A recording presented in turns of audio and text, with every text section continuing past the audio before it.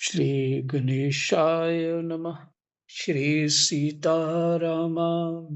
नमः। श्रीहनुमते नमः। श्रीउमापतये नमः।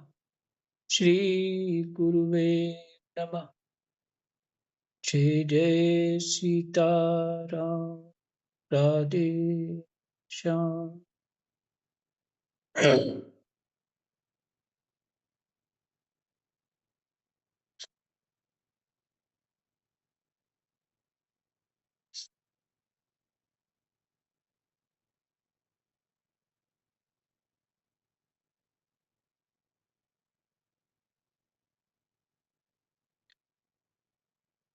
10वीं स्कंध 38वां अध्याय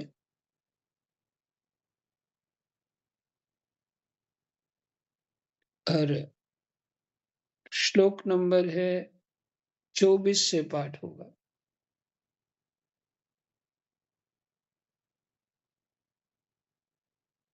अक्रूर जी महाराज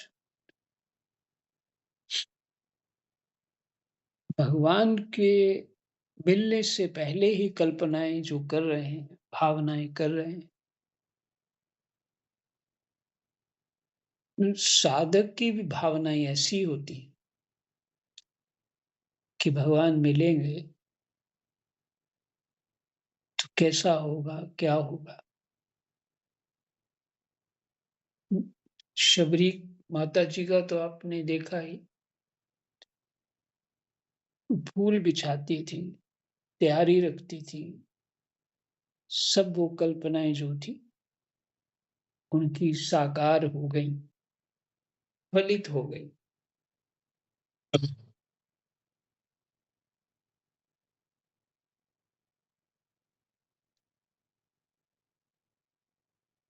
ऐसे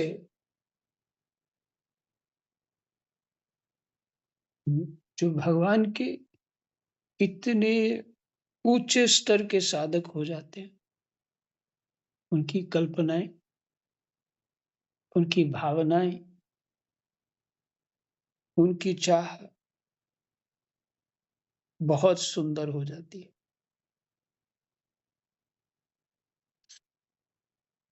तो 24वां श्लोक पाठ करते हैं।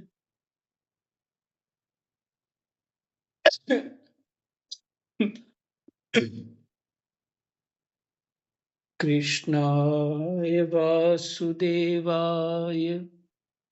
हरये परमात्मने प्रणतः क्लेशनाशाय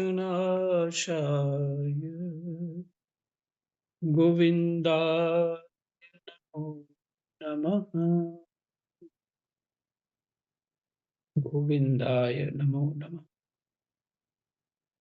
श्री सुखदेव जी कहते हैं, परीक्षित, स्वफल्क नंदन, स्वफल्क नंदन अक्रूर मार्ग में इसी चिंतन में डूबे डूबे रथ से नंदगाम पहुंच गए।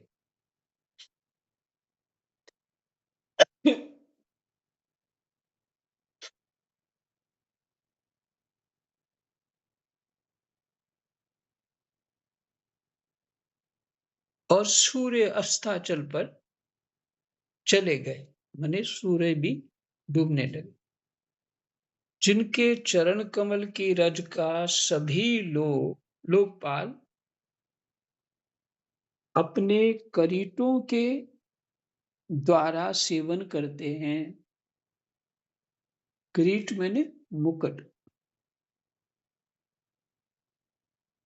जिनके चरण कमल रज का सभी लोकपाल अपने किरीटों के द्वारा सेवन करते हैं, अक्रूर जी ने गोष्ठ में उनके चरण चिन्हों के दर्शन किए।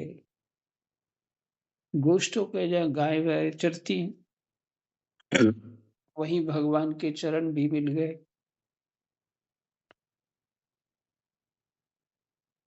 कमल, यव, अंकुश आदि असाधारण चिन्हों के द्वारा उनकी पहचान हो रही थी।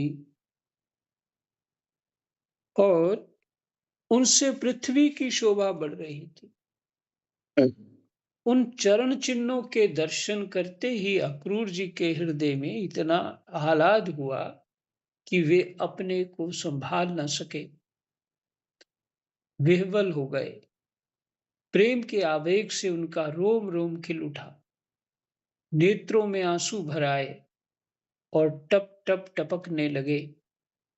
वे रथ से कूदकर उस धूलि में लौटने लगे और कहने लगे, अहो, यह हमारे प्रभु के चरणों की रज है। परीक्षित, कंस के संदेश से लेकर जहां तक अक्रूर जी के चित्त की जैसी अवस्था रही है, यही जीवों के देह धारण करने का परम लाभ है। परीक्षित, कंस के संदेश से लेकर जहां तक अक्रूर जी के चित्त की जैसी अवस्था रही है, यही जीवों के देह धारण करने का परम लाभ है। हम्म?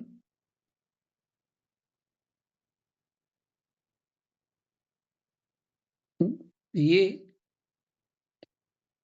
पीछे भी उन्होंने इस बात को बोल दी कि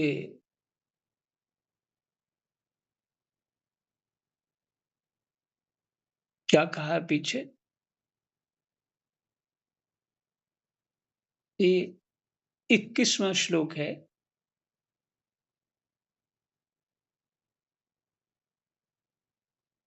तब मेरा जीवन सफल हो जाएगा, अक्रूर जी कहते हैं, जब भगवान श्री कृष्ण ने जिसको अपनाया नहीं, भगवान श्री कृष्ण ने जिसको अपनाया नहीं, जिसे आदर नहीं दिया, उसके उस जन्म को, जीवन को धिक्कार है।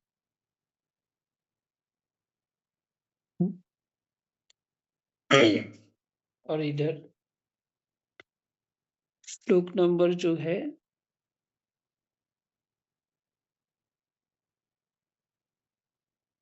27वां। परीक्षित, कंस के संदेश से लेकर जहां तक अक्रूर जी के चित्त की जैसी अवस्था रही है, यही जीवों के देह धारण करने का परम लाभ है। ये अवस्था, ये अवस्था परम लाभ है।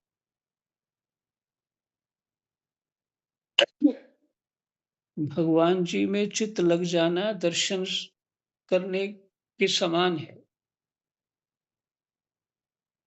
दर्शन ही है, ऐसा मान के चले।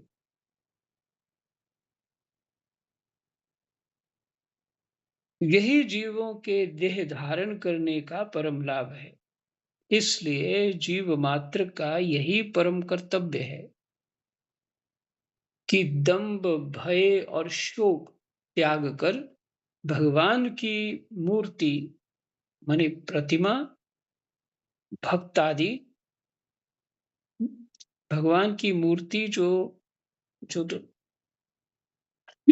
जिसकी पूजा सेवा करते हैं, और दूसरी मूर्ति क्या है, भगवान के भक्त आदि हैं, आदि में नहीं, उनके और भी स्थान इत्यादि, सेवा इत्यादि, ये सब भगवान, भगवान ही है। भक्त आदि जिसे लिखा, मूर्ति क्या है, चिन्ह, लीला, स्थान तथा गुणों के दर्शन, श्रवण आदि के द्वारा ऐसा ही भाव संपादन करे। फिर से सुनिए, समझ आ जाएगा।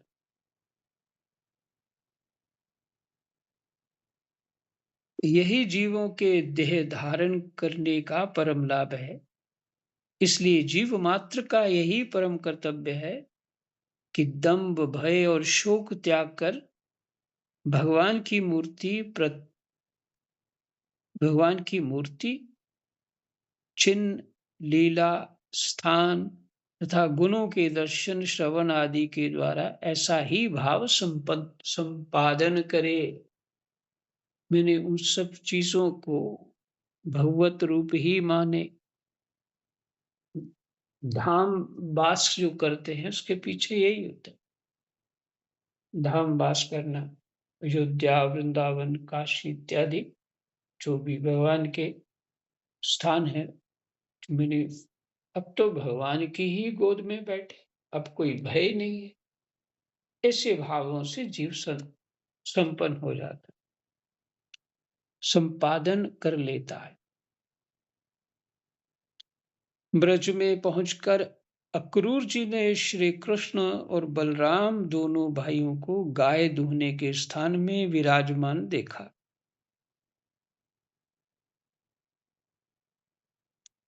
श्याम सुंदर श्री कृष्ण पीतांबर धारण किए हुए थे और गौर सुंदर बलराम नीलांबर, जो भगवान कृष्ण है, अच्छा कृष्ण है, सांवले हैं।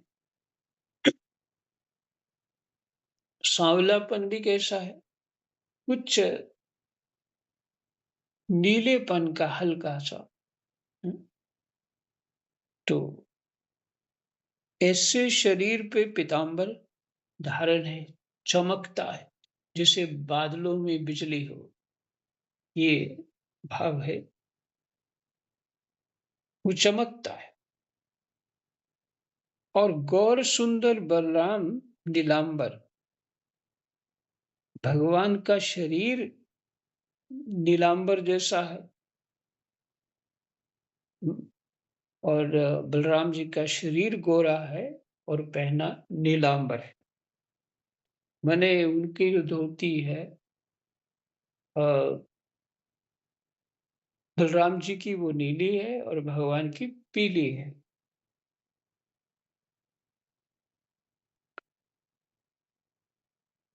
और गौर सुंदर बलराम नीलांबर, उनके नेत्र शरद कालीन कमल के समान खिले हुए थे। उन्होंने अभी किशोर अवस्था में प्रवेश ही किया था। वे दोनों गोर श्याम निखिल सौंदर्य की खान थे। घुटनों का स्पर्श करने वाली लंबी लंबी भुजाएं,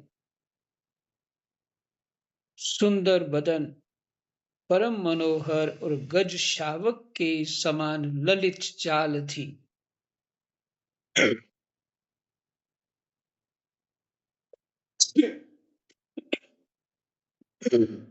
गज मैंने हाथी के बच्चे के समय ललित चाल थी। उनके चरणों में ध्वजा, बज, वज्र, अंकुश और कमल के चिन्ह थे। जब वे चलते थे, उनसे चिन्हित होकर पृथ्वी शोभायमान हो जाती थी। उनकी मंद मंद मुस्कान और चितवन ऐसी थी मानो दया बरस रही हो। वे उदारता की तो मानो मूर्ति ही थे। उनकी एक एक लीला उदारता और सुंदर कला से भरी थी। गले में वनमाला और मणियों के हार जगमगा रहे थे। उन्होंने अभी अभी स्नान करके निर्मल वस्त्र पहने थे और शरीर में पवित्र अंगराग तथा चंदन का लेप किया था। परीक्षित अक्रूर ने देखा कि जगत के आदि कारण, जगत के परम पति पुरुषोत्तम ही संसार की रक्षा के लिए अपने संपूर्ण अंशों से बलराम जी और कृष्ण के रूप में अवतीर्ण होकर अपनी अंग कांति से दिशाओं का अंधकार दूर कर रहे हैं। वे ऐसे भले मालूम होते थे जैसे सोने से मढ़े हुए मरकत मणि और चांदी के पर्वत जगमगा रहे हों। उन्हें देखते ही अक्रूर जी प्रेमावेग से अधीर होकर रथ से कूद पड़े और भगवान श्री कृष्ण तथा बलराम के चरणों के पास साष्टांग लौट गए। परीक्षित, भगवान के दर्शन से उन्हें इतना आह्लाद हुआ कि उनके नेत्र आंसू से सर्वथा भर गए। ये उनकी प्रथम दृष्टि थी, उसका पहले वर्णन हो।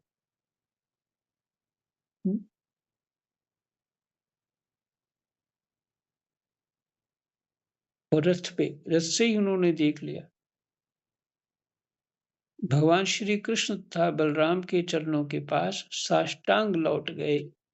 परीक्षित भगवान के दर्शन से उन्हें इतना आह्लाद हुआ कि उनके नेत्र आंसू से सर्वथा भर गए। सारे शरीर में पुलकावली छा गई। उत्कंठावश गला भर आने के कारण वे अपना नाम भी न बतला सके।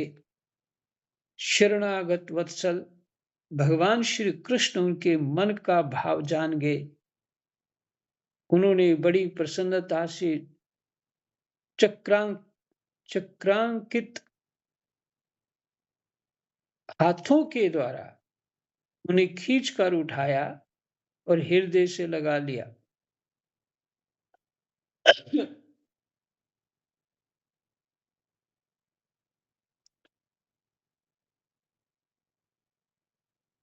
इसके बाद जब वे परम मनस्वी श्री बलराम जी के सामने विनीत भाव से खड़े हो गए, तब उन्होंने उनको गले लगा लिया और उनका एक हाथ श्री कृष्ण ने पकड़ा तथा दूसरा बलराम जी ने।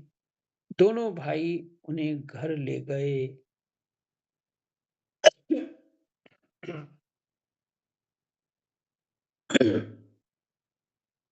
घर ले जाकर भगवान ने उनका बड़ा स्वागत सत्कार किया, कुशल मंगल पूछकर श्रेष्ठ आसन पर बैठाया और विधि पूर्वक उनके पांव पखार कर मधुपर्क मने शहद मिला हुआ दही आदि पूजा की सामग्री भेंट की।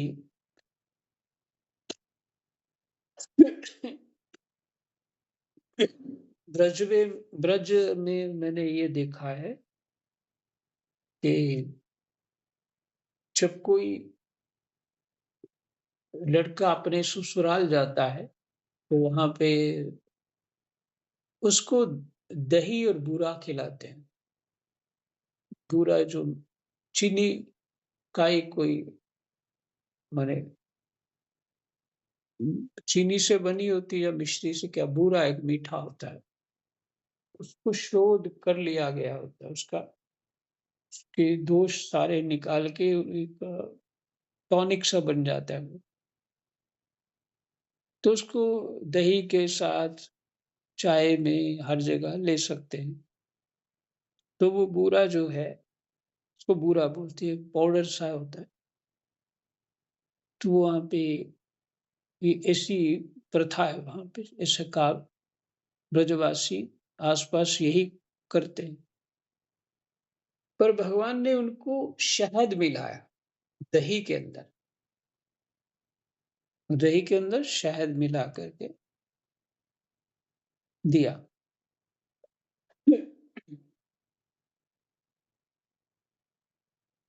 और पूजा की सामग्री भेंट की। इसके बाद भगवान ने अतिथि अतिथि अक्रूर जी को एक गाय दी और पैर दबाकर उनकी थकावट दूर की तथा बड़े आदर एवं श्रद्धा से उन्हें पवित्र और अनेक गुणों से युक्त अन्न का भोजन कराया।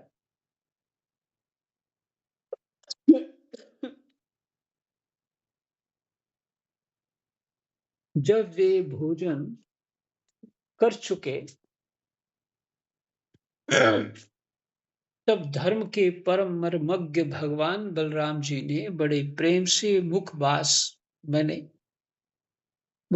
बोलते हैं, पान इलायची खाने के बाद दी जाती है, आदि और भी कुछ दिया जा सकता है तो देते हैं लोग, और सुगंधित माला आदि देकर उन्हें अत्यंत आनंदित किया।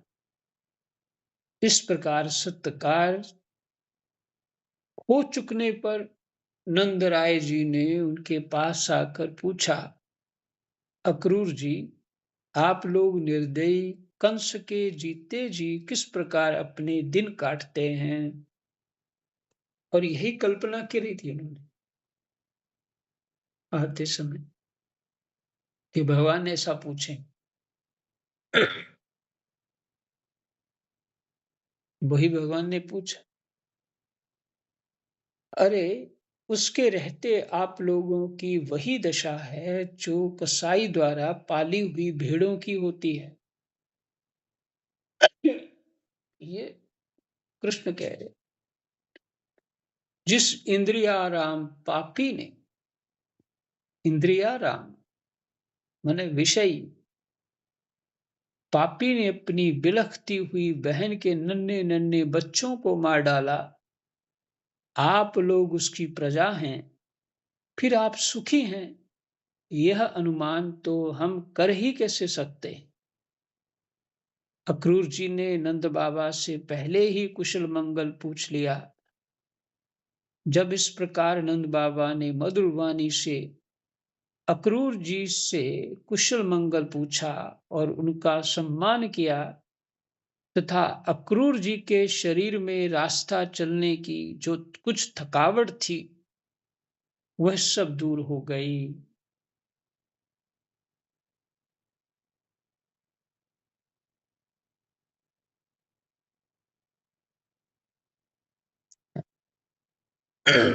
फिर क्या ज्यादा दूर तो नहीं है मथुरा से नंदगांव।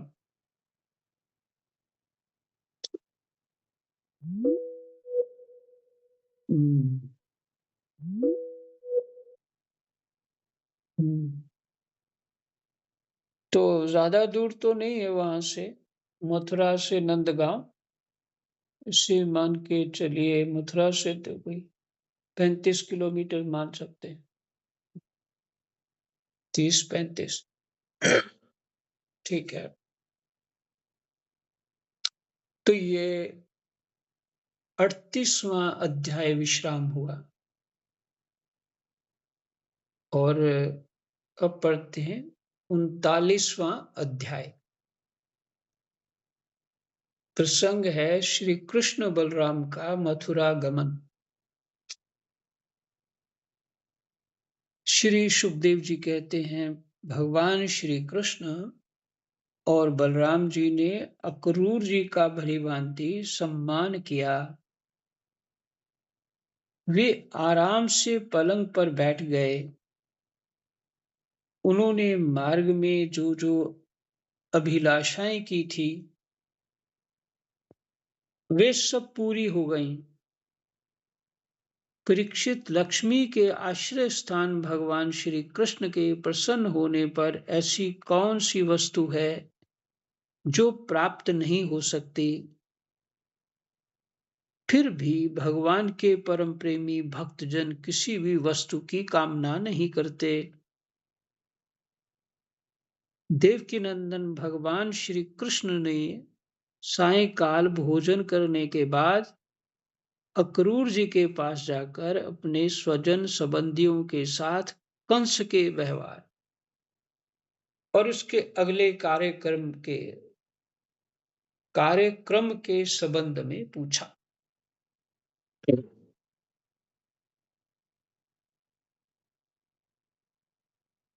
देवकीनंदन भगवान श्री कृष्ण ने सायंकाल भोजन करने के बाद अक्रूर जी के पास जाकर अपने स्वजन संबंधियों के साथ कंस के व्यवहार और उसके अगले कार्यक्रम के संबंध में पूछा कि वो चाहता क्या है कंस।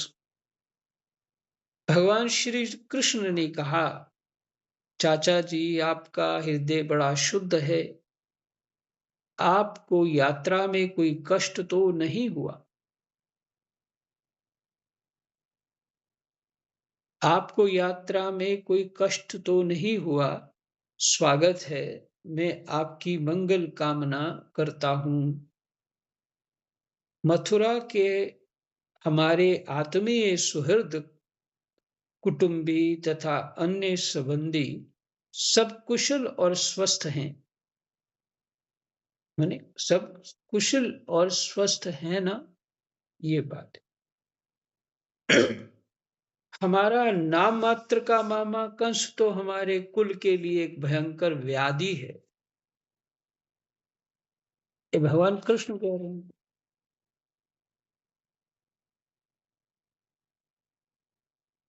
जब तक उसकी बढ़ती हो रही है, तब तक हम अपने वंश वालों और उनके बाल बच्चों का कुशल मंगल क्या पूछें। चाचा जी, हमारे लिए यह बड़े खेद की बात है कि मेरे ही कारण मेरे निरपराध और सदाचारी माता पिता को अनेकों प्रकार की यातनाएं झेलनी पड़ी, तरह तरह के कष्ट उठाने पड़े। और तो क्या कहूं, मेरे ही कारण उन्हें हथकड़ी बेड़ी से जकड़कर जेल में डाल दिया गया। राम, तथा मेरे ही कारण उनके बच्चे भी मार डाले गए। मैं बहुत दिनों से चाहता था कि आप लोगों में से किसी न किसी का दर्शन हो। यह बड़े सौभाग्य की बात है कि आज मेरी वह अभिलाषा पूरी हो गई। सौम्य स्वभाव चाचा जी,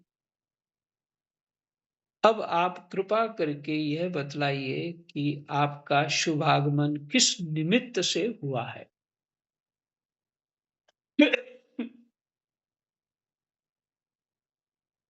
देखिए, भगवान इसमें ये भी बता रहे हैं, ये नीति है कि किस क्रम से बातचीत व्यवहार करना चाहिए। जैसे क्रम पूरा देखिए पूरे श्लोकों से, ये जो 39वां अध्याय, क्रम कैसे उनको प्रसन्न किया है, फिर उनकी प्रशंसा भी करी है, उनका दुख भी बांट लिया है, और बाद में पूछा कि आपका शुभागमन जो हुआ है, उसका निमित्त क्या है, कारण क्या है।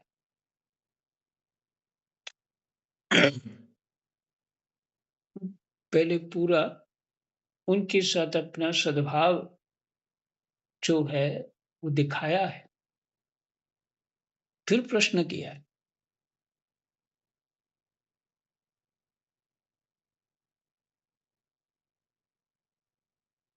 श्री सुखदेव जी कहते हैं, परीक्षित, जब भगवान श्री कृष्ण ने अक्रूर जी से इस प्रकार प्रश्न किया, तब उन्होंने बतलाया कि कंस ने तो सभी यदुवंशियों से घोर वैर ठान रखा है।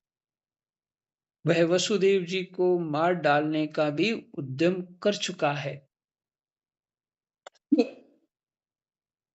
अक्रूर जी ने कंस का संदेश और जिस उद्देश्य से उसने स्वयं अक्रूर जी को दूत बनाकर भेजा था, और नारद जी ने जिस प्रकार वसुदेव जी के घर श्री कृष्ण के जन्म लेने का वृत्तांत उसको बता दिया था, सो सब कह सुनाया। अक्रूर जी की ये बात सुनकर विपक्षी शत्रुओं का दमन करने वाले भगवान श्री कृष्ण और बलराम जी हंसने लगे, और इसके बाद उन्होंने अपने पिता नंद जी को कंस की आज्ञा सुना दी। तब नंद बाबा ने सब गोपों को आज्ञा दी कि सारा गोरस एकत्र करो, भेंट की सामग्री ले लो और छकड़े जोड़ो। कल प्रातः काल ही हम सब मथुरा की यात्रा करेंगे और वहां चलकर राजा कंस को गोरस देंगे। वहां एक बहुत बड़ा उत्सव हो रहा है, उसे देखने के लिए देश की सारी प्रजा इकट्ठी हो रही है। हम लोग भी उसे देखेंगे।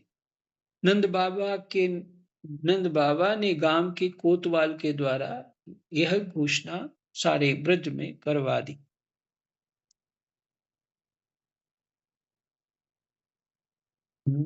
कोतवाल एक साधुओं में भी होता है। वो ऐसे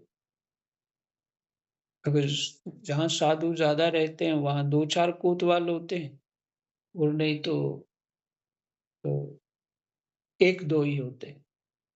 और नहीं तो जहाँ ज़्यादा साधु रहते हैं, उनकी अपनी-अपनी संप्रदाय के कोतवाल होते हैं। तो वो क्या करते हैं, साधुओं को संदेश पहुँचाते हैं कि आज वहाँ पर उसमें कोई संदेश किसी साधुओं को देना हो, तो जो व्यक्ति बुलाएगा, वो कोतवाल को बुलाएगा पहले, फिर कोतवाल सब साधुओं के पास जाते हैं।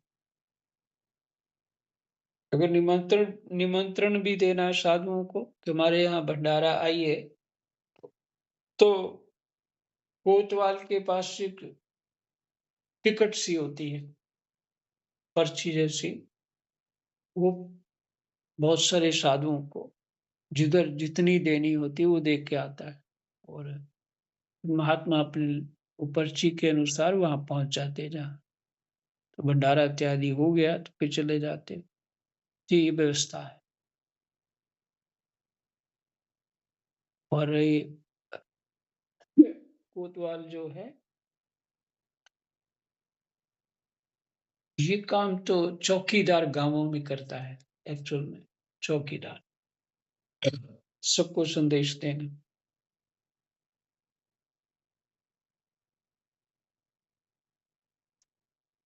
तो उन्होंने नंद बाबा ने कोतवाल को कहा, उस घोषणा कर दी, बहुत जल्दी सबको पता लग गया।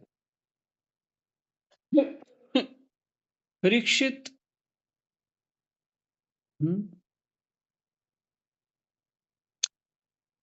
अब ये आगे का प्रसंग जो है, गोपियों का प्रसंग।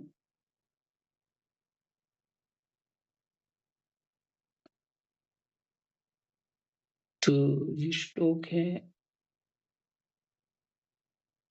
12, 6 श्लोक हैं। समय हो चुका है, यहीं विश्राम कर देते हैं। कृष्णाय वासुदेवाय हरये परमात्मने प्रणतक्लेशनाशाय गोविन्दाय नमो नमः। जय जय सीताराम, राधे।